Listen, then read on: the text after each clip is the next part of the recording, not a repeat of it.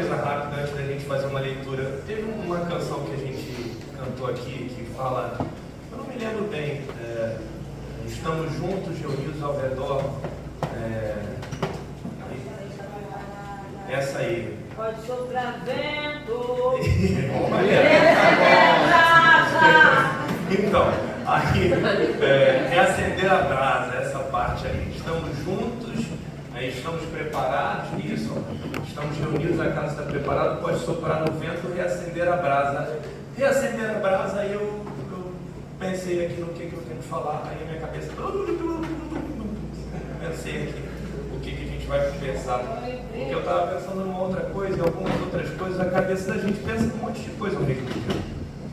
Eu não sei se é só a minha que tem essa particularidade. Eu vou orar, me lembro que eu vou conversar com alguém e vem outro pensamento. A gente é todo entrelaçado. E aí, alguma coisa conectou aqui dentro que tomara que faça sentido para vocês. Eu penso, assim, meu nome é Rodrigo, eu sou casado com a Andresa desde 2005 e a Júlia é nossa filha de 12 anos. Eu faço parte da comunidade do Caminho, uma comunidade que se reúne na Taquara, Jacarepaguá, né? É de lá também. A gente está lá se reunindo em locais diferentes desde 2009 e desde então eu sou pastor dessa comunidade. Eu penso que, não, pelo menos para mim, não faz sentido uma espiritualidade que não seja na vida. Não faz sentido. Eu não consigo ver sentido numa religião abstrata, em textos por textos, em versículos por versículos, em ritos por ritos, cultos por cultos. Não, eu não vejo sentido. Porque eu não consigo ver em Jesus de Nazaré um outro tipo de espiritualidade que não seja a praticar na vida. Na vida. A nossa espiritualidade é uma espiritualidade de frutos. O que brota da gente? O que vem do nosso interior? O que se manifesta nas palavras, nos atos, nas ações, nas reações? O que sai de dentro de mim? É isso que fala da espiritualidade. Então, nisso, eu penso que, assim, antes de abrir o texto bíblico que eu quero abrir com vocês, a vida com Deus ela é um processo, ela é um caminho, uma jornada dinâmica, viva, pulsante. Eu e a Andresa começamos a namorar em 26 de agosto de 2003, às 20h45, quase 46. E ali começamos a namorar e eu olhei para ela e falei, você quer namorar comigo? Ela, sim, aceitou. E desde então há uma jornada, né? Dia após dia. Bastante tempo junto. Tem gente aqui há mais tempo junto. Jornada, construção, todo dia. Acertos, erros, muitos erros, virtudes, mas muitas falhas também, muitas questões que a gente não consegue resolver dentro da gente, que se manifestam na relação. É um caminho, é uma jornada, é uma balança, é uma jornada longa. A Júlia tem 12, a Júlia é pequenininha um dia desse, muito rápido demais, mais rápido do que deveria, não precisava ser tão rápido. E eu lembro quando a Andresa voltou ao serviço depois da licença maternidade e eu fiquei em casa com a Júlia. Aí eu peguei uma licença no meu trabalho e fiquei com a Júlia em casa. E um amigo foi lá em casa fazer alguma coisa, levar alguma coisa, não me lembro bem. E ele olhou assim, eu com aquela bebezinha no colo, de fralda, com calor do deserto do Sinai, e ela só de fralda, e ele olhou e de repente começou a sair xixi, como se ela estivesse sem fralda. Eu errei no encaixe, de algum jeito.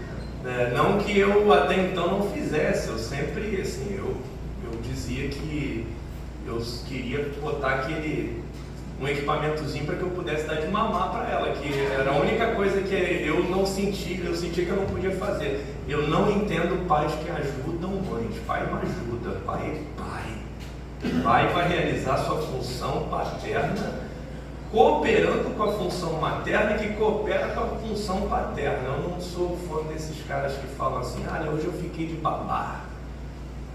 Aí você dá um pá na cabeça dele, o babá não, você ficou de pai.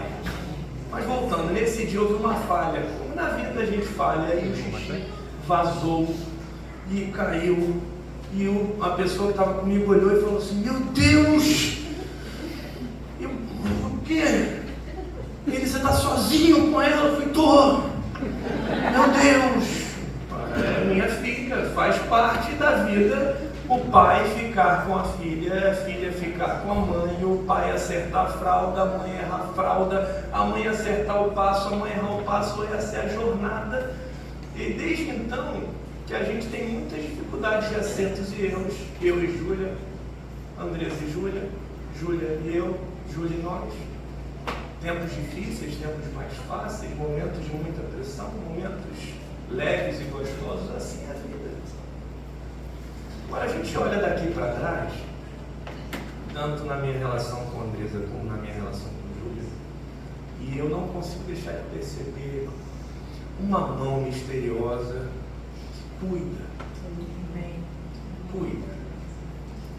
Uma mão misteriosa que ama, insistentemente, teimosamente, às vezes irritantemente, a ponto de quando dificuldades aparecem agora, a gente se olha e fala assim: olha, já aconteceu algo também muito difícil e a gente atravessou.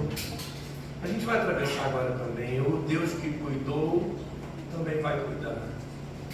Lembro de momentos com Júlia em que a gente para e fala assim: filha, lembra daquele momento assim difícil que você enfrentou? Lembro. O Senhor não ajudou? Ajudou. Ele também vai ajudar agora. Não sei como. Também não é meu papel ficar sabendo certos comos. Eu só sei quem.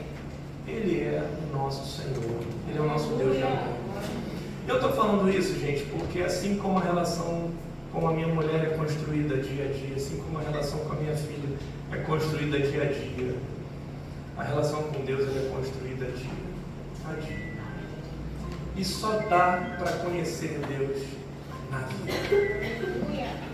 Só dá para conhecer Deus na vida. É muito bom cantar com irmãos, é muito bom orar junto, é bom a gente estar ouvindo uma mensagem, lendo junto um texto, se abraçando com gente, experimentando comunhão de irmãos.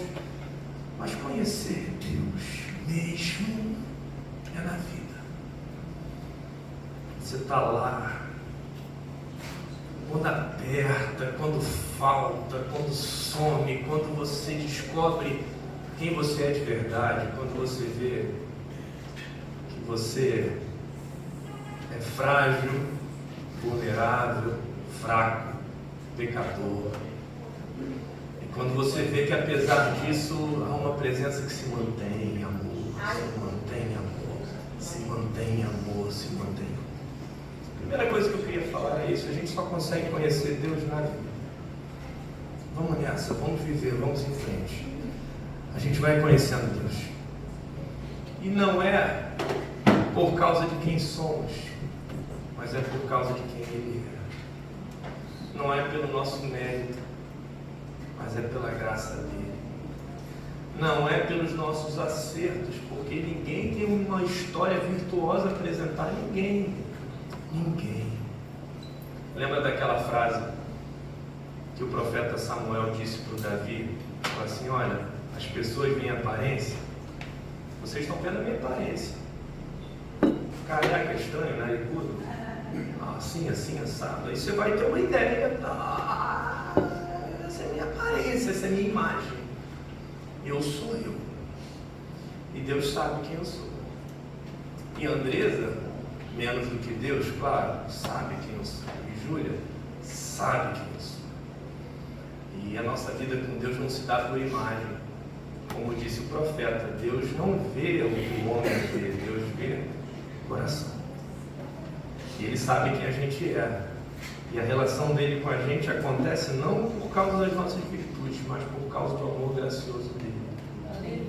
O amor gracioso dele. Graça é o oposto de mérito. Graça é o oposto do merecimento. Graça é a decisão insistente de Deus em me amar apesar de mim. Ponto. Essa é uma certeza que eu carrego para a minha vida inteira. Deus me ama apesar de mim. Então a primeira coisa a dizer é que a gente só conhece Deus na vida.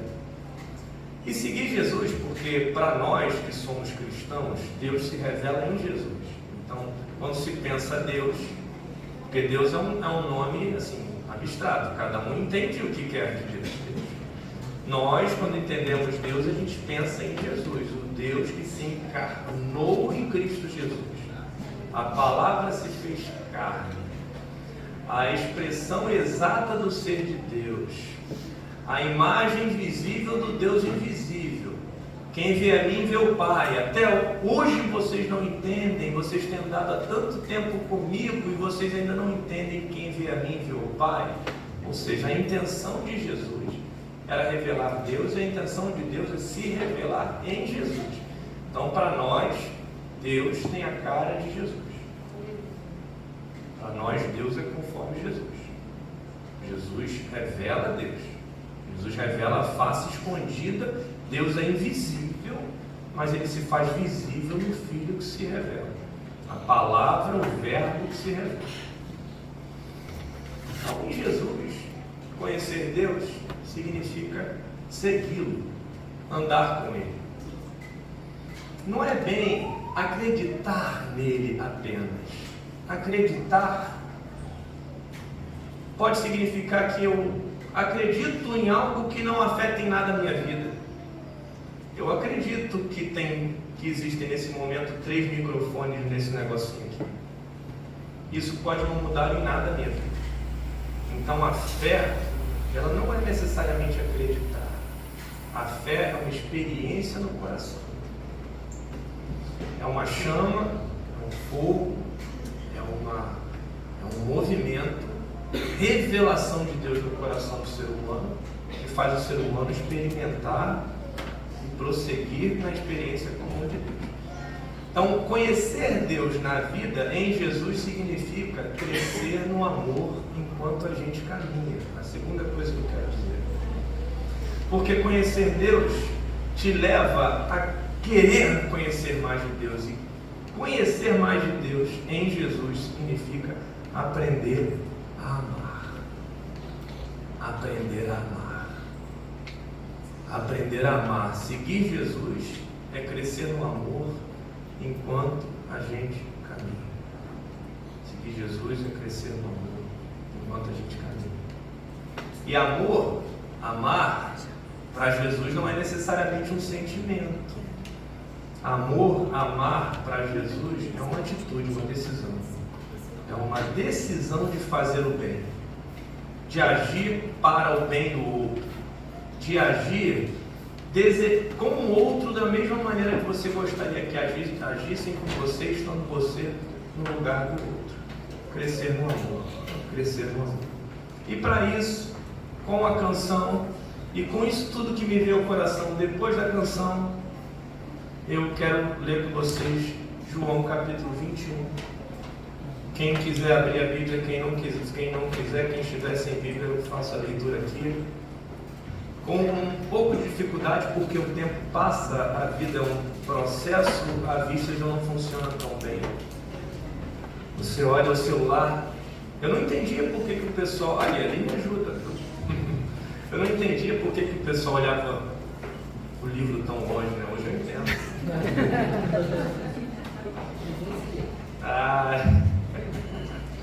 Valeu. Legal. João capítulo 21, gente.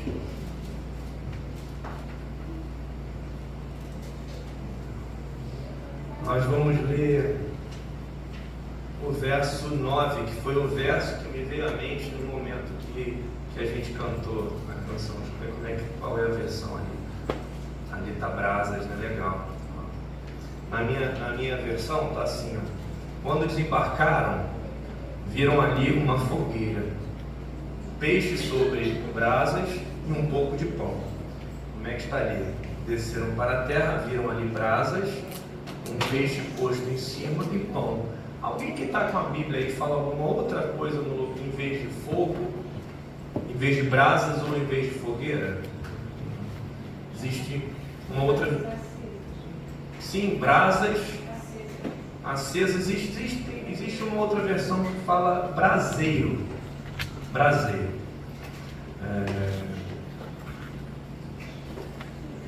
Vou ler o que está ali então. Vamos ao verso seguinte. Jesus lhe pediu: trazei alguns dos peixes que acabais de pegar. Passa, por favor. Simão Pedro entrou no barco, arrastou a rede para a terra. Ela estava cheia, com 153 grandes peixes. E mesmo com tantos peixes, a rede não se rompeu. Então Jesus os convidou: vinde e tomai o vosso de jejum, venham comer comigo. Nenhum dos discípulos tinha coragem de indagar-lhe e perguntar-lhe: quem és tu? Pois sabiam que era o Senhor. Jesus aproximou-se, pegou o pão, deu a eles, tomou um peixe e fez o mesmo.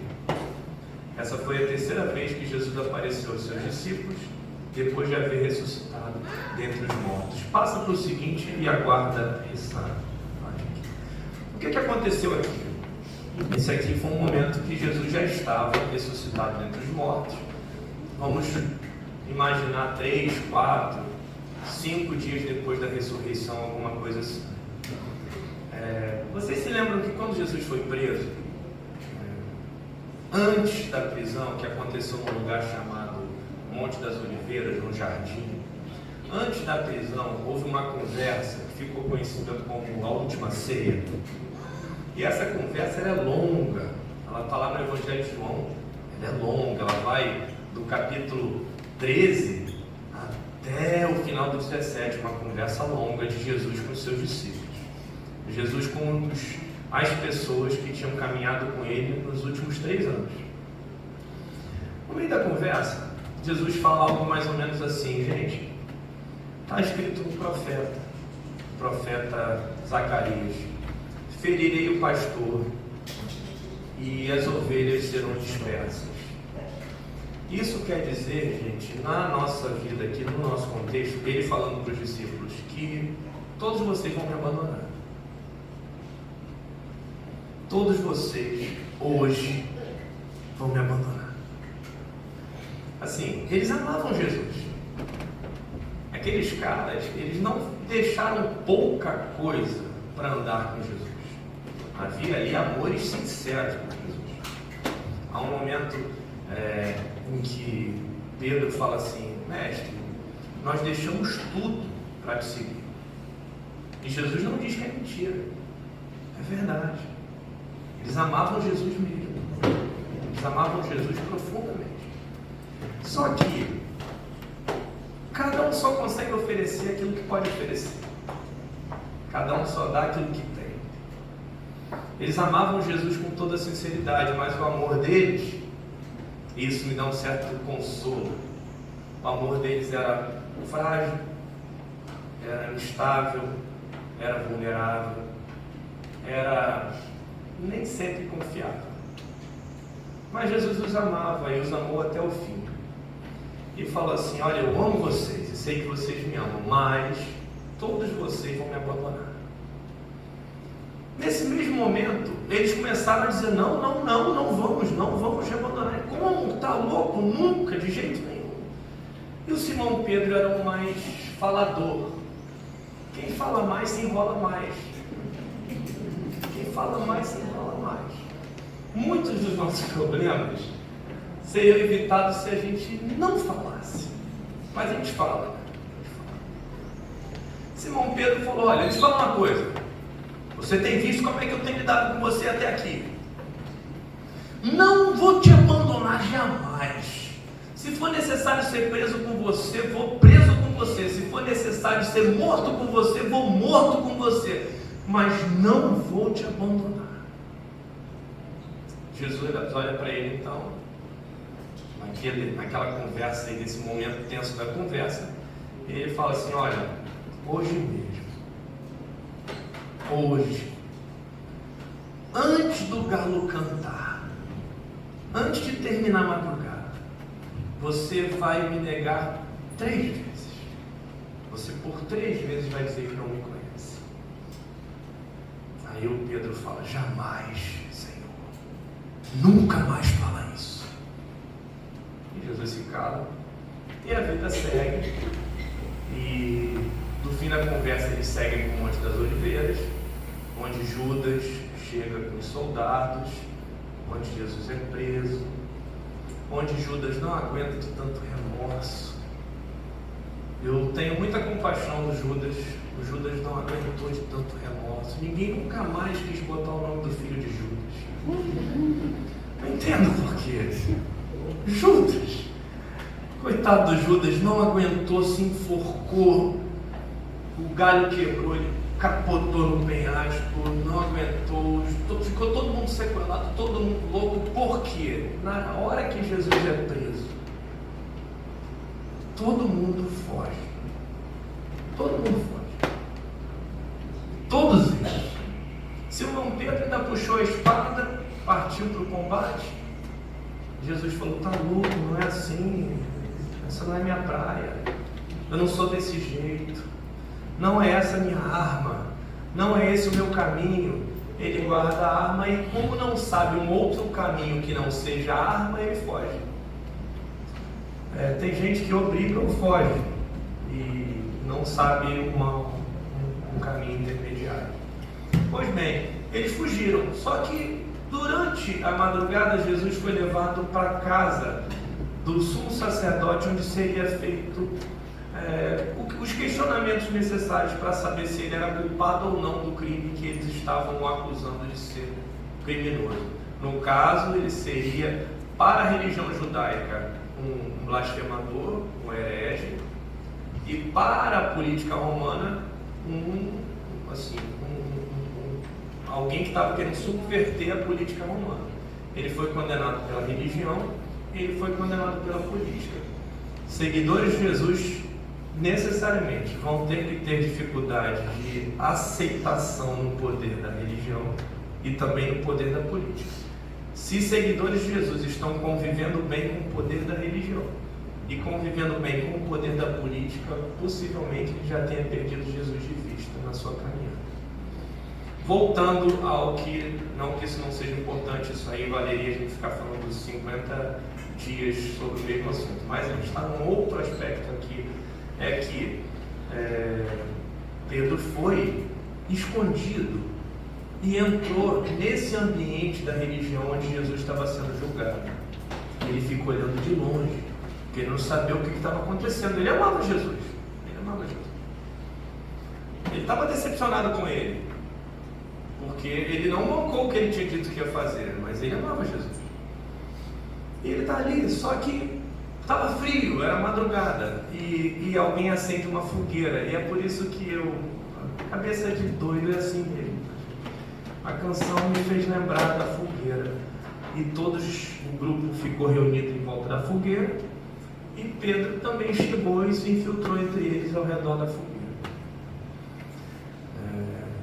E aí alguém falou assim: olha, pô, você aí, eu te conheço, hein, cara? Da onde você me conhece?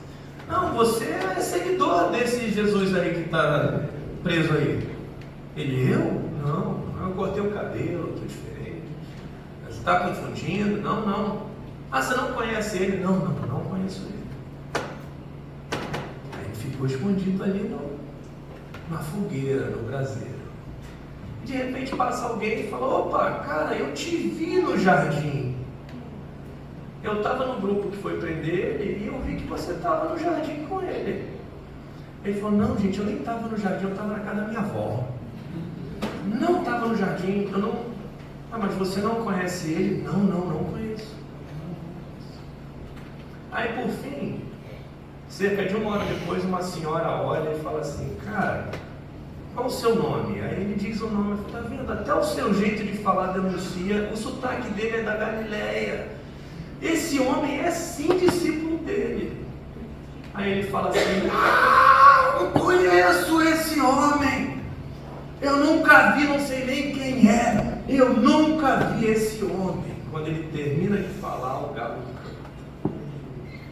Eu não vou imitar o galo, vocês estão querendo demais. Mas quando o galo canta, ele recebe um choque, a ficha cai, e nesse exato momento Jesus passa acorrentado de um cômodo para o outro daquele local, e fala que Jesus passa e fita os olhos nele,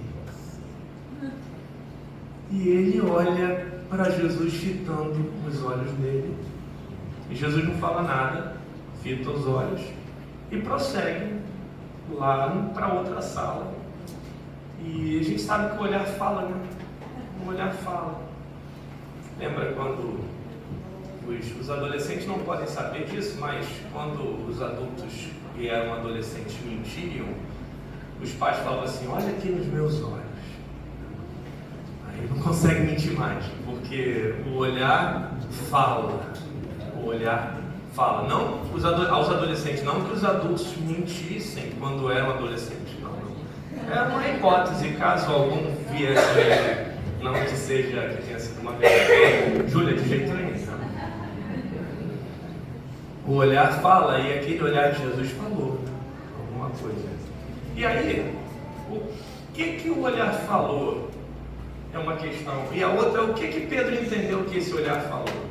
Porque a gente pode entender que Jesus falou algo assim, ó: eu não disse que você ia pegar, eu não disse. Não sei se já aconteceu com você. Você ia fazer alguma coisa, a pessoa fala assim: não faz não, que vai dar errado. Aí você faz. Aí a pessoa fala assim: eu não avisei. Feliz de ter dado errado, não avisei. Então, de repente, você pode entender que Jesus fez isso. Eu falei que você ia me negar. Ou talvez, então, assim, esse olhar, talvez seja uma acusação, assim: eu avisei. Então, será que foi um olhar de acusação? Ou uma outra possibilidade, o olhar ser mais ou menos assim: eu estou aqui ainda, tá? Tá tudo bem. Tá tudo bem. Ou o olhar foi assim: eu te amo, Pedro. Eu te perdoo, Pedro. Aleluia! Continua de pé o meu amor por você, Pedro. Não tem nada a ver com você. Eu te amo. E o Pedro explodiu, só que eu não sei como que o Pedro compreendeu isso, porque o texto fala que ele sai dali correndo e chora copiosamente, chora amargamente. E Jesus não pôde falar nada com ele mais, porque Jesus estava surpreso. E o Pedro se tranca em casa e chora. E aí foi um desespero. Judas se mata, Pedro entra num estado depressivo. Os outros discípulos, todo mundo quebrado, todo mundo frustrado, todo mundo decepcionado consigo mesmo, decepcionado com a expectativa que eles tinham de Jesus, porque a gente tem que entender que Jesus não tem nenhuma obrigação de cumprir a nossa expectativa acerca dele. Ele é Senhor, não nós. As minhas expectativas não... a vontade, que seja feita a tua vontade, Senhor. E quando a determinada coisa acontece que eu não entendo, eu me debato. Não que eu estou dizendo que tragédias sejam vontade de Deus, eu nunca acredito que são. Eu apenas estou dizendo que o Jó chegou à loucura de dizer: meu amor, você aceita o bem com alegria, quando vem o mal você se debate. Eu quero dizer, sem entrar em detalhe nenhum, é que a gente não sabe de nada, absolutamente nada. E não adianta a gente querer impor para Deus o que a gente quer, o que a gente pensa acerca dele, que não vai mudar absolutamente nada. Eu não aceito Deus.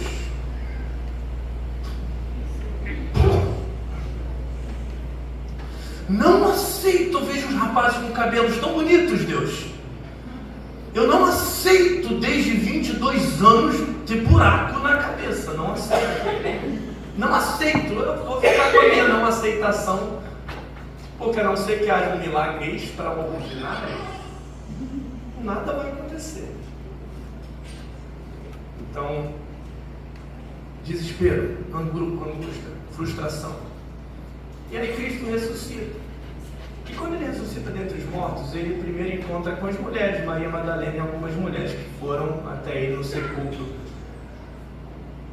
Há de se registrar que as mulheres no Novo Testamento sempre foram muito mais corajosas do que homens. Inegável.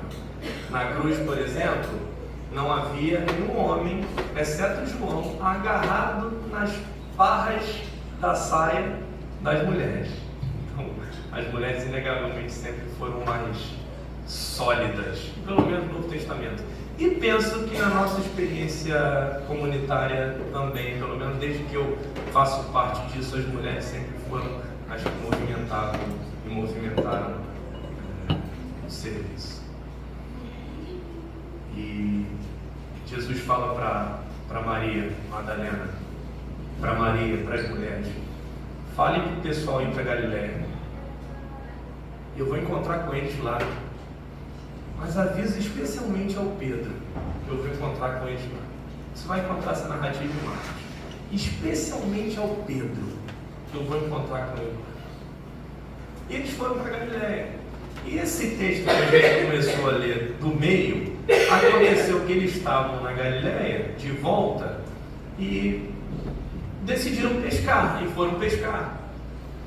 Decidiram fazer alguma coisa, decidiram sair da paralisia e foram pescar.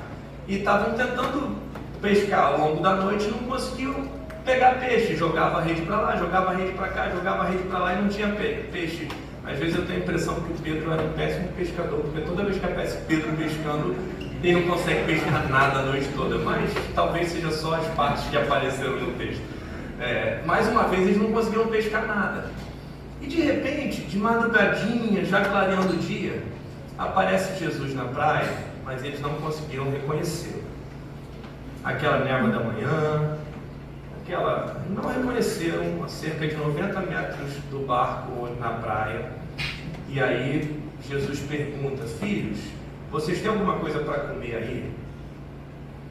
E eles, sem saber que era Jesus, respondeu: não temos, a gente não conseguiu pescar nada, a gente pescou a noite inteira e não encontrou nada. E aí Jesus fala: lança a rede de novo, lança de novo. E aí eles decidiram lançar de novo. Quando lançaram de novo, pegaram peixe dessa vez.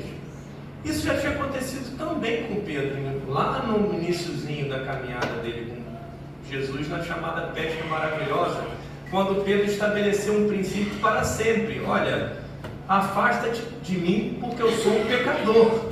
E se ajoelhou aos pés de Jesus. Ou seja, se afasta de mim, mas eu não me afasto de você. Eu estou aqui. Vamos definir uma coisa para sempre, Jesus: você é santo e eu sou um pecador. Eu sou um pecador e você é o Salvador. Vamos estabelecer esse princípio para sempre. E a vida passou, e nesse momento que o Pedro estava vivendo, isso não estava tão claro para ele. Quando ele pega o peixe, de repente o João se lembrou e falou assim: gente, é ele, é o Senhor. Quando cai a ficha no Pedro que era o Senhor, o Pedro bota o casaco, mergulha na água e sai nadando, correndo para encontrar Jesus sozinho na praia. E os outros ficaram no barco vindo em direção à praia. E ali Pedro olhou para Jesus, e o que o olhar de Pedro falou? E o que o olhar de Jesus falou? Pedro estava cheio de culpa, de vergonha. Já aconteceu com você de chegar em oração cheio de culpa e de vergonha? E pensar assim: eu não sou digno, eu não posso orar, não é possível, eu tenho vergonha. Assim estava Pedro, diante de Jesus. E Jesus ali diante dele, olhando. O olhar fala, o som fala, o movimento fala, o coração fala, mas nem sempre a gente consegue ouvir. E quando o barco chegou, o Pedro correu e sozinho puxou a rede. Não deixou comigo, ninguém fala, sozinho. Às vezes a gente, com tanta culpa, a gente, para compensar, quer sair fazendo tudo sozinho. Deixa que eu resolvo. E ali o que a gente está fazendo é tentando compensar algo que não vai ser compensado pelo meu fazer sozinho. E eles olham, e aí o porquê da música que ligou tudo isso dentro de mim é que tinha uma fogueira que Jesus fez. Jesus meio que, para tentar pegar aquela memória da negação do Pedro, da culpa do Pedro, do ontem do Pedro que errou e negou e abandonou e falhou e se frustrou e se envergonhou, ele faz o mesmo cenário, uma fogueira, e ele passou na padaria rapidinho, trouxe pães e ele botou uns peixinhos e ele fala assim: sentem aqui comigo. E todos se reúnem, trazem mais alguns peixes e sentam ao redor da fogueira e todo mundo em silêncio come. Imagina esse momento, todo mundo em silêncio comendo, olhando para Jesus, olhando para o Tiago, olhando para o João, olhando para o céu, e Jesus olhando para um e olhando para o outro. Comeram, e quando terminaram de comer, ao redor da fogueira, tentando fazer uma associação com a fogueira da negação, Jesus faz uma pergunta. Não interessa nada, Pedro, eu só quero saber uma coisa. Isso me salva tantas vezes, saber que para ele não interessa nada, só interessa uma coisa. Quando eu estou carregadão de culpa, de peso, de cansaço, eu chego lá e Rodrigo, uma coisa me interessa. Você me ama. Você me ama. Aí o Simão Pedro responde: sim, Senhor, eu te amo. Não posso negar. Não dá nem para você dizer que não. Eu te amo. Eu te amo com o meu amor. Isso aí. Aí Jesus afirma para ele: então cuide dos seus irmãos.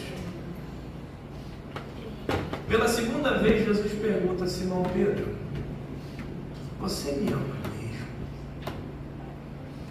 Essa insistência dele é porque o trauma da negação deve ter sido tão intenso que ele precisou forçar para que o Pedro se conscientizasse para sempre: você me ama mesmo? Não importa o que aconteceu, Pedro, não importa.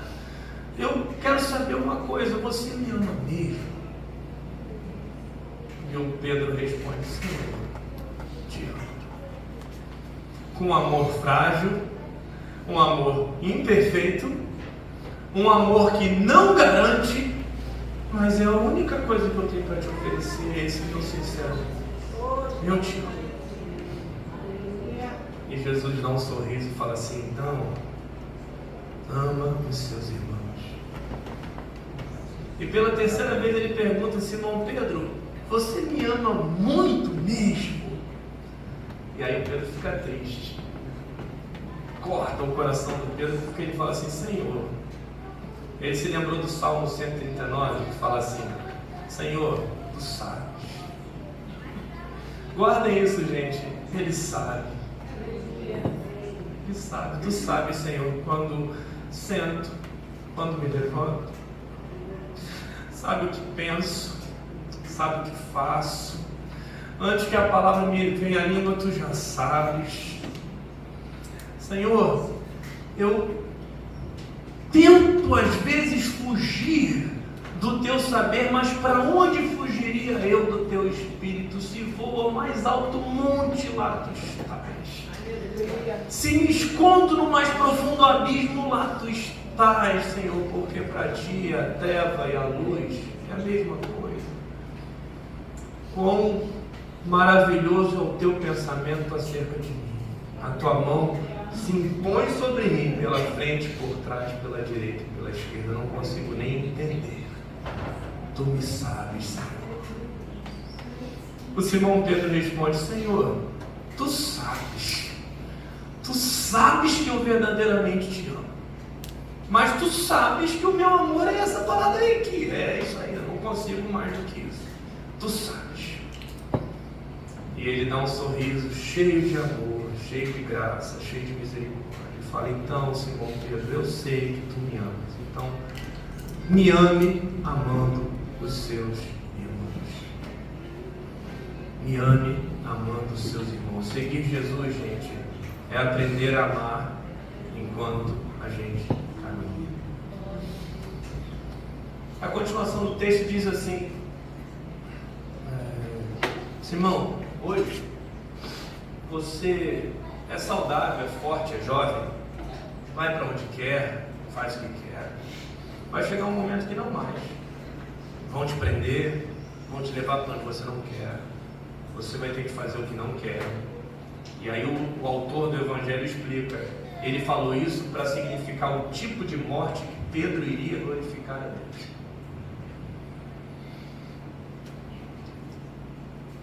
Então, Simão, segue-me.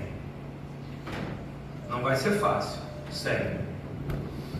Isso me lembra a frase em Atos dos Apóstolos, capítulo 9, acerca da conversão de Saulo, quando o Senhor fala assim: ele aprenderá o quanto importa sofrer pelo meu nome. A impressão que eu tenho é que quando Jesus está falando isso para Pedro, ele está falando assim: olha, na fraqueza você vai aprender a me amar mais. Na sua jornada de luta, você vai aprender a me amar mais.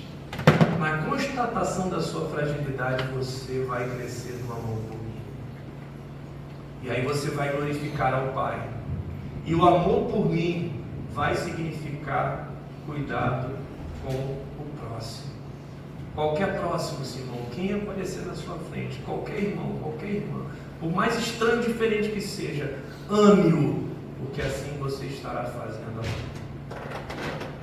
Segue-me. Segue-me.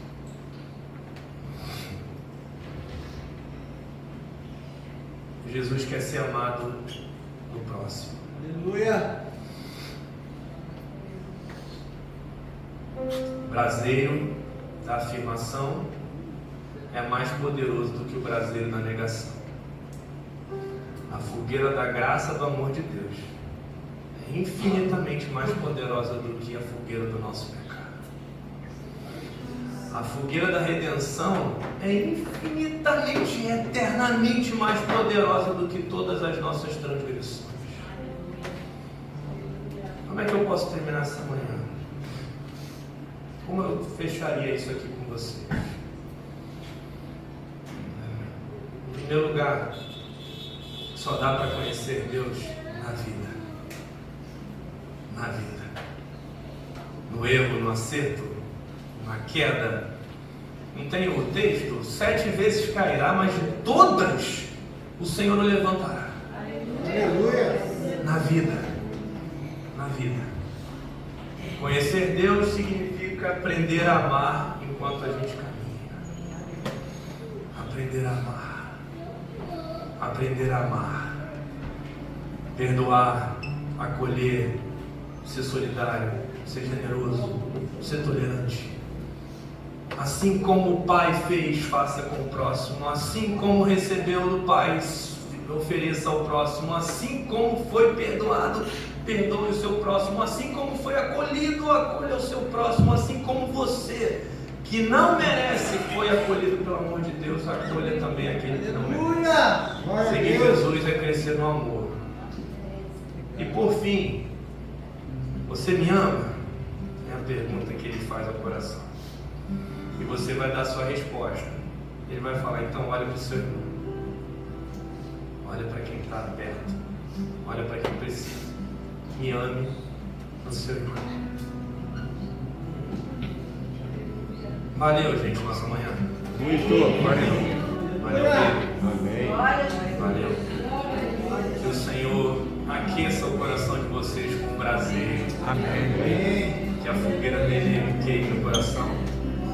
Tá tudo bem. É assim mesmo. Se você estiver cheio de culpa, cheio de peso, tudo bem. Eu continuo mesmo.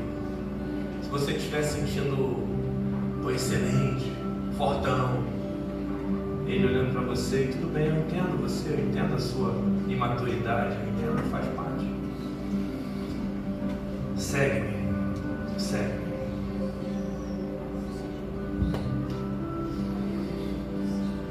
Pai, abençoa essa igreja, Senhor.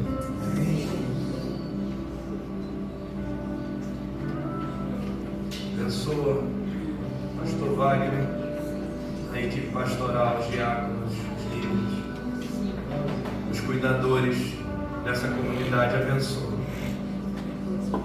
Abençoa com essa chama, com esse prazer, com esse amor gratuito que insiste em nos amar. Que cada filho do Senhor tenha hoje, mais uma vez, um encontro com a chama da Tua misericórdia. E ouça a Tua voz no coração, Senhor. Ouça a Tua pergunta ao coração. E responda com sinceridade, ouvindo do Senhor as Tuas afirmações.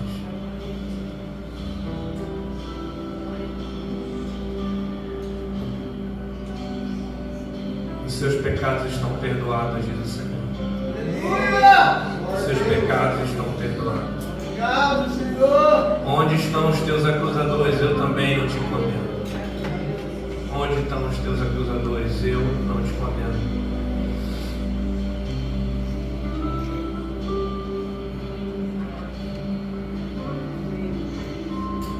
Todos os que estão cansados e sobrecarregados, se entreguem, mergulhem em Jesus e recebam alívio do fardo e do peso. Retira todo o peso dos nossos ombros, Senhor. Coloca sobre nós o teu fardo e jugo leve e suave. Renova o amor, renova o coração. Espírito Santo, renova o amor. Que corações sejam acesos, perdoados, acesos, que se levantem para o processo de cura que o Senhor nos oferece. Que o amor de Deus venha sobre cada um de vocês, sobre cada casa, sobre cada família, sobre cada coração, sobre cada consciência. Filhos e filhas amadas do Senhor. Obrigado, Senhor, por essa oportunidade de partilhar. Que o Senhor traduza o que eu disse nas tuas palavras em cada coração pelo Espírito Santo. Que fique aquilo que for conforme a tua palavra, inscrita pelo Espírito Santo. Nos ajude a prosseguir, Senhor. Em nome de Jesus.